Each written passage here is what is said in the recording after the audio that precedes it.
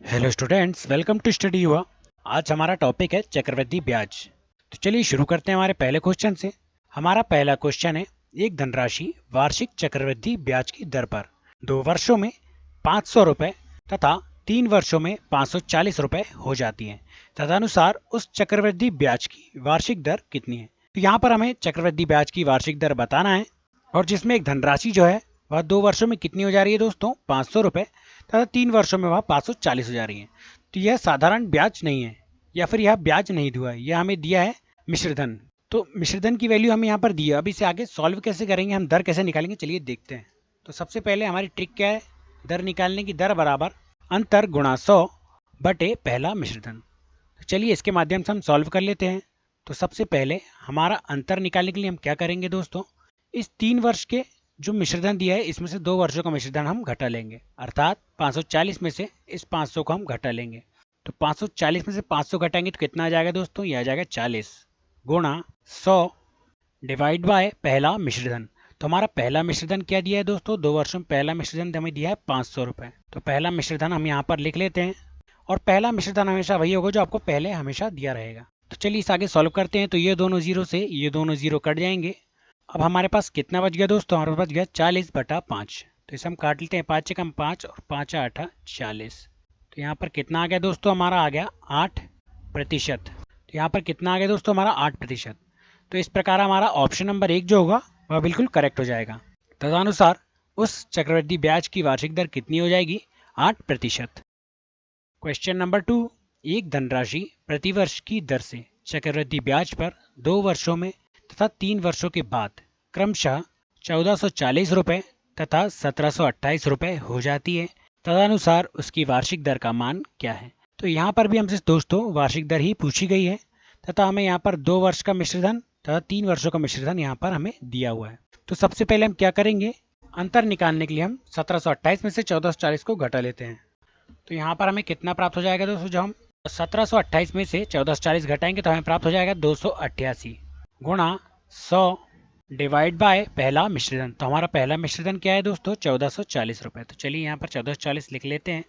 अब इसके बाद हम क्या करेंगे, इस जीरो से जीरो काट लेंगे, और 144 दूनी कितना होता है दोस्तों, 144 दूनी होता है 288। तो इस प्रकार हमारा 288 कट चुका है। हमारे पास कितना बच गया दोस्तों, 2 गुणा 10। तो यहाँ पर हम जब 2 में 10 का गुणा करेंगे तो टोटल कितना हो जाएगा, यह हो जाएगा 20। तो 20% जो होगा यह हमारा आंसर होगा, और हमारा ऑप्शन नंबर 1 बिल्कुल करेक्ट हो जाएगा। तदनुसार उसकी वार्षिक दर 20% हो जाएगी। क्वेश्चन नंबर 3, एक धनराशि चक्रवृद्धि ब्याज पर 1 वर्ष में 200 रुपए हो जाती है और 2 वर्षों में 220 रुपए हो जाती है।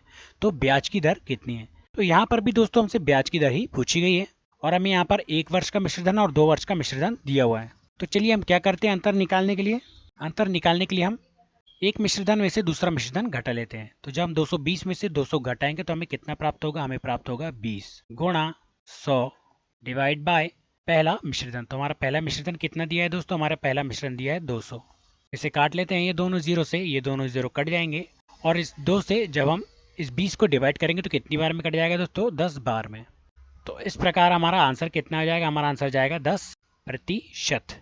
तो हमारा ऑप्शन नंबर 1 जो हमें दिखाई दे रहा है वो बिल्कुल करेक्ट हो जाएगा। ब्याज की दर 10% वार्षिक हो जाएगी।